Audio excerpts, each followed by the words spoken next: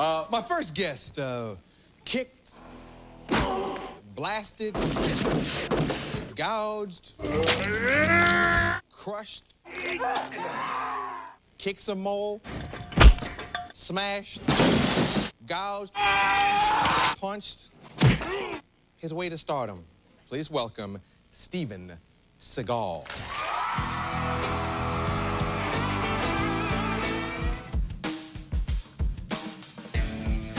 Warner Brothers, 1986. A bunch of powerful, suit-wearing studio bigwigs are summoned to a studio lunch like no other.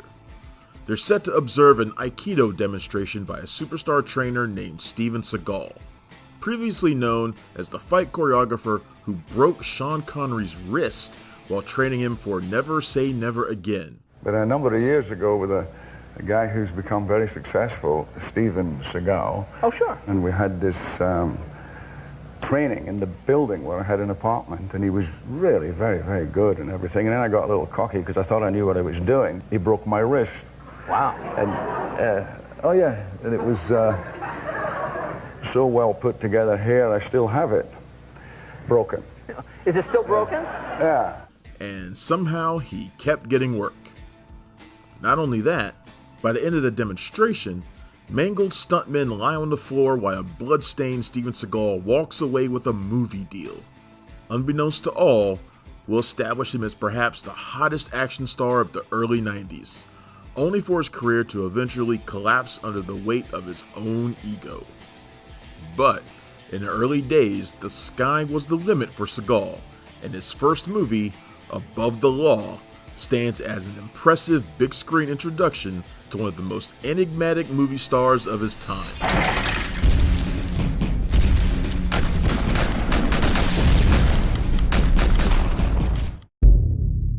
Above the Law stars Steven Seagal as Nico Toscani, a Chicago cop with roots that go back to Palermo, Sicily. The movie's opening sequence does a good job establishing not only Nico's past, but Seagal's too. As Seagal's voiceover explains Nico's early fascination with Aikido and his stint in Japan, we see real archive photos of Seagal doing the same thing. And if you're a Seagal enthusiast, you'll know that the man was always cagey about his past, suggesting a history with the CIA.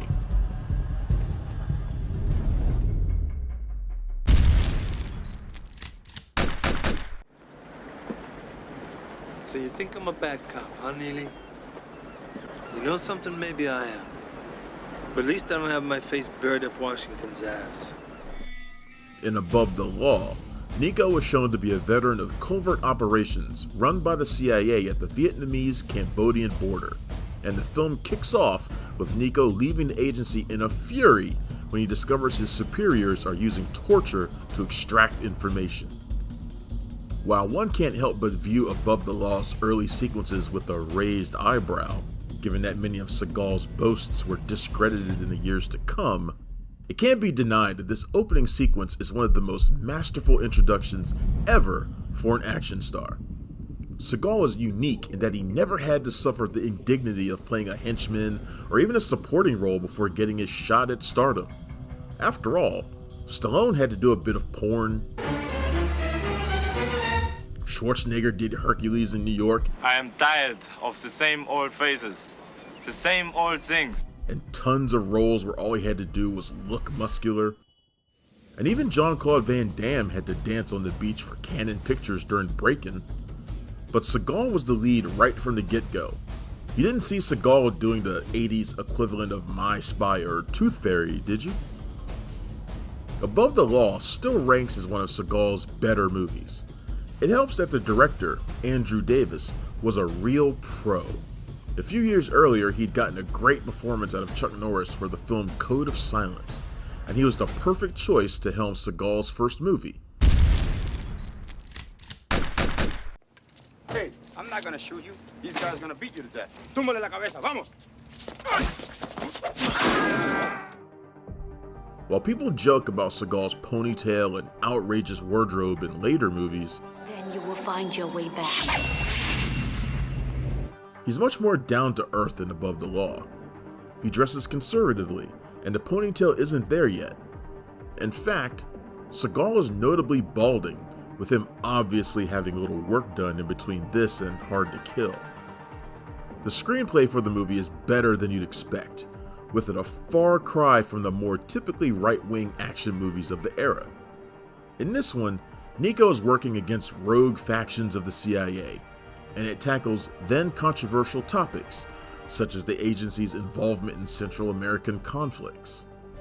That said, the film doesn't shy away from stupidity either, such as a mind-bogglingly dumb moment where Seagal executes an unarmed man in broad daylight, all the while popping off a silly one-liner. I don't think you can drop us off, badass. You're right, but I'll get an A for effort.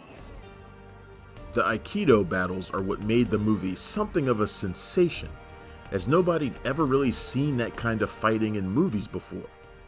Seagal is actually a somewhat terrifying opponent in how he's able to demolish all comers, brutally and even sadistically. At this point, Seagal's ego wasn't quite into overdrive yet.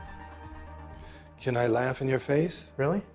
Yes. So he actually takes a few licks and, shocker, is captured by the bad guys at the end and tortured.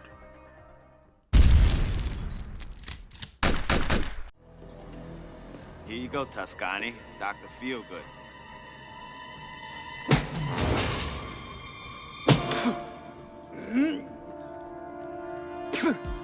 The film has a pretty great supporting cast, led by blaxploitation icon Pam Grier as Nico's tough partner, who all the guys can't stop drooling over. I mean, who can really blame them, right? Davis fills the movie with lots of Chicago tough guys. Plus, there's one of the most popular 80s bad guys, Henry Silva, as the main villain, the CIA interrogator Kurt Zagan. You even get a young Sharon Stone as Nico's wife, although her role is pretty minor all things considered. She was showcased to greatest effect in the same year's Action Jackson, which you can also catch here on Real Action. I mean, come on, dig that sweet plug, right?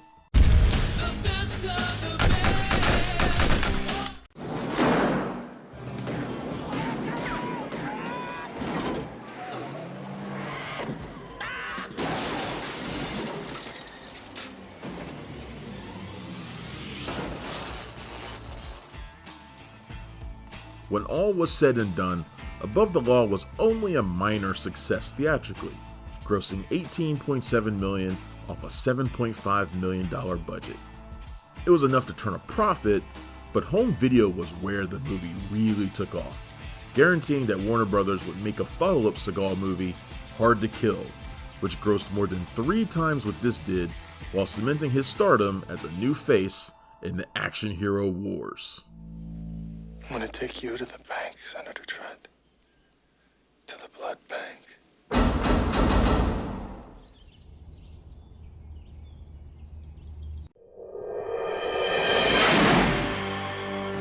I am Spetsnaz.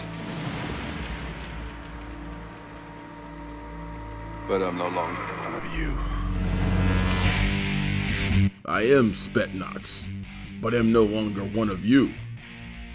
Red Scorpion. Some like to call it Dolph Lundgren's Rambo, or Dolph Lundgren's Commando. I get it. The 1988 flick would be Lundgren's breakout action role as a lead. While everyone knows him as the hammering Russian Ivan Drago in Rocky IV, and of course He-Man in Masters of the Universe, it was Red Scorpion that showed what Lundgren could do when given the ammo to run wild on his own. And run wild he does. Let's go.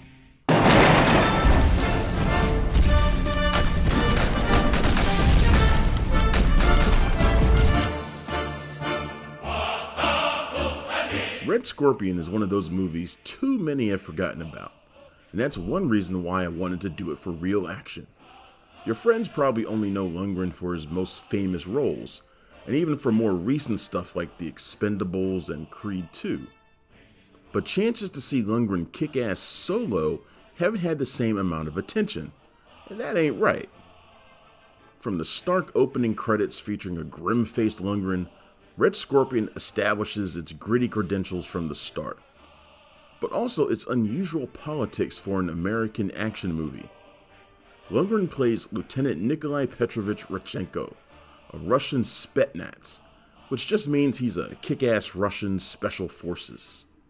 He's recruited to infiltrate an anti-communist rebel outfit in Africa and kill its leader.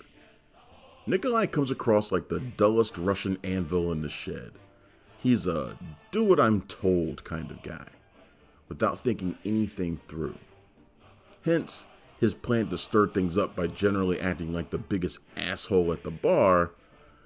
Imagine, what would you do if someone who looked like Dolph Lundgren came into your bar and started picking fights? I'd probably quit drinking. But the plan works. Nikolai ends up tossed in prison with Kalunda, played by character actor Al White, and American propagandist Dewey Ferguson, played by a live M. Emmett Walsh. Nikolai uses those big muscles to help them escape, and is taken back to the rebel camp where he embarrassingly fails to murder the leader. Oops. Guess it's hard for a bunch of anti-communist African rebels to trust a 7-foot-tall Russian tank that he's a man of his word.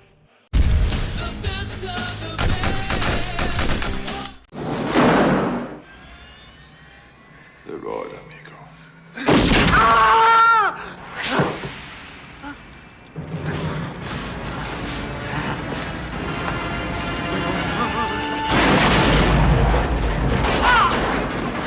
The thing about Red Scorpion is that it's both a really dumb, macho action flick, but also has a bit of maturity to it.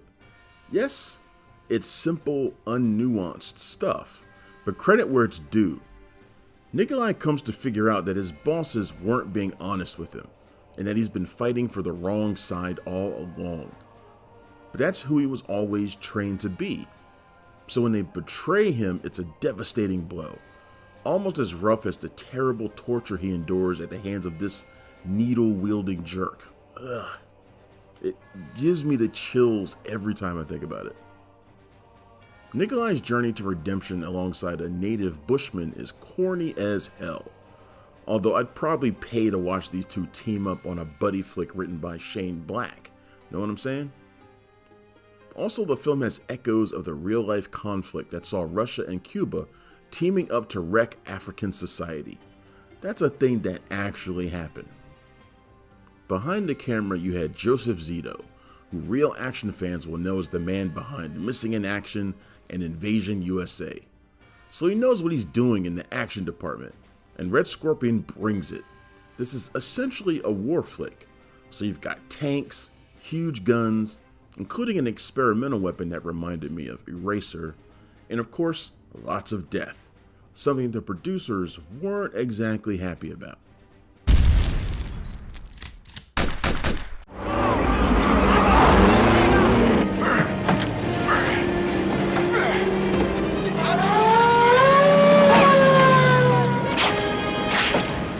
The communists are brutal in their attack against the helpless tribe, but that only means Nikolai has to match their bloodshed all by himself, which he does. The last 10 minutes of the movie are an absolute rampage of violence, and Lundgren makes it all look so easy. Zito knew how to shoot his star, too. Take it off! Take it all off! It's a little shocking to see Lundgren this young. Sure, he was 31 years old at the time, but he looks 20, and he's lean and ripped. He couldn't act his way out of a set of Russian nesting dolls. Are you out of your mind?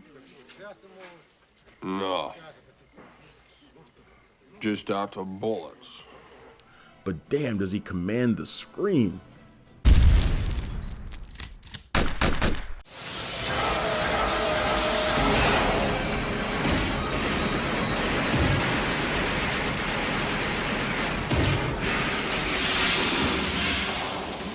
Dolph Lundgren, Louis Gossett Jr., The Punisher. With Tom Savini providing cool practical visual effects and an authentic but troubled shoot right out of Namibia, Red Scorpion really delivers. there's barely a woman in sight, so don't expect anything hot and heavy going on in Red Scorpion.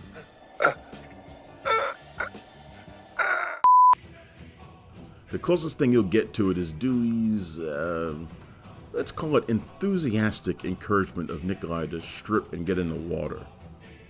We also have Dewey to blame for the massive earworm overuse of Little Richard's Long Tall Sally, his favorite song.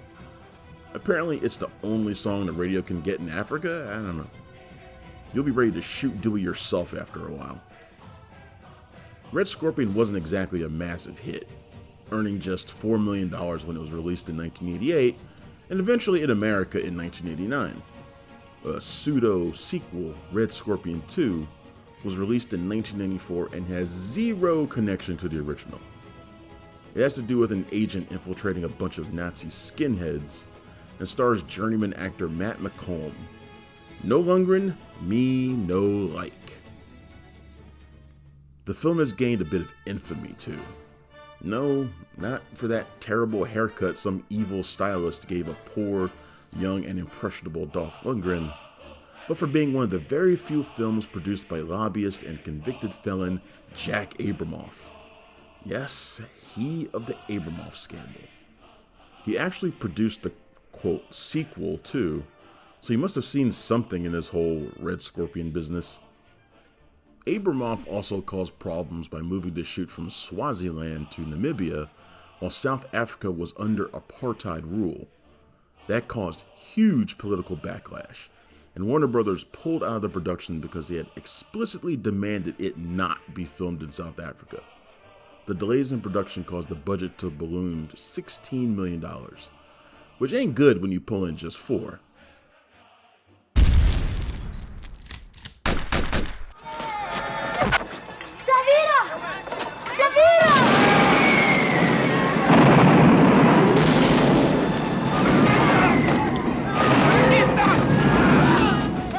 Ultimately, Red Scorpion holds up as an awesome action flick and one of the unsung gems of Dolph Lundgren's career. How is it that nobody has ever thought of doing a reboot, especially with the way things are in the world right now? I'd pay to see that. How about you, Dolph? Fucking A. Red Scorpion gets 8 out of 10 Stallones.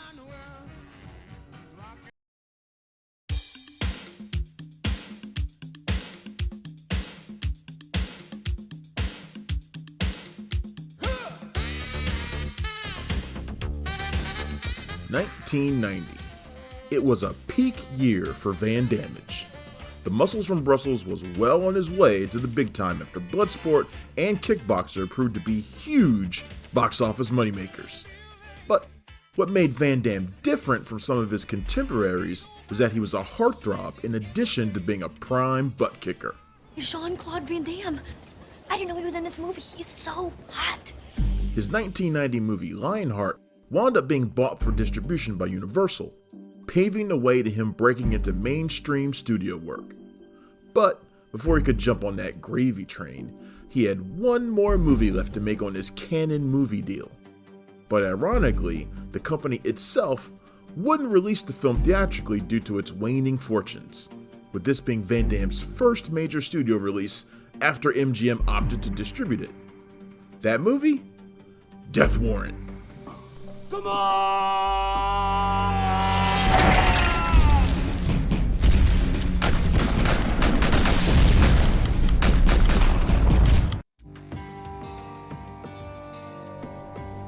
In this one, Van Damme plays a cop named Burke, who after putting down a serial killer called the Sandman, is convinced to take an undercover assignment in a prison where all the inmates are dying mysteriously. Now, one thing that's always fun with Van Damme's movies is how they try to explain his thick Belgian accent. You sure had it easy with Mom in Europe. Mom, she was a very special lady too. She wanted me to learn 3 languages, to take ballet.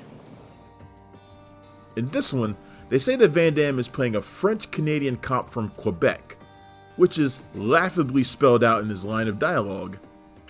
Listen, Burke, this is LA, not Canada. We have procedures here. You can't handle this alone. The fact that State of California would sign a cop from Quebec in an American prison doesn't make any sense whatsoever. But hey, who cares?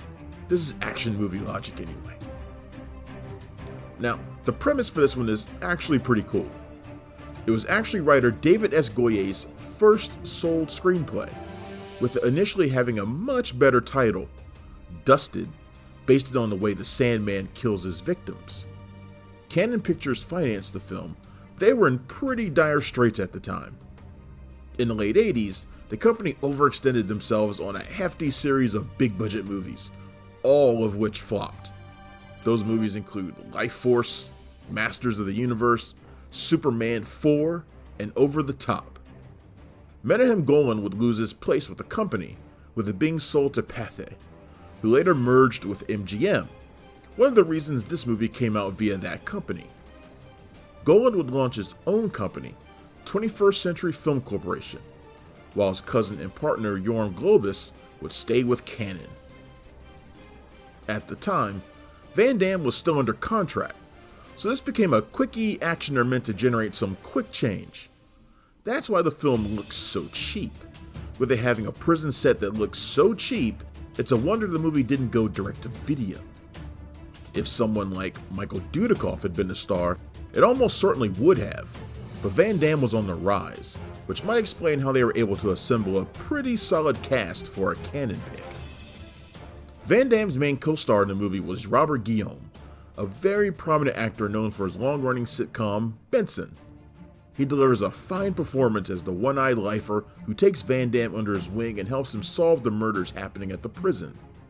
Conrad Dunn, who you may remember as Psycho in Stripes, plays Burke's cellmate, while Larry Hankin has a solid part as a prison trustee who meets a grim end. There's also Abdul Salam El Razak as the sympathetic prison fixer Priest, who arguably saves the day at the end of the movie.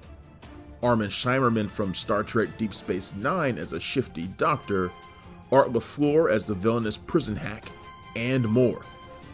Best of all, though, is the smoking hot Cynthia Gibb as a young lawyer who's assigned to pose as Burke's wife, and quickly starts making puppy dog eyes at him on visiting day, leading to some time in the conjugal visit trailer, if you know what I mean.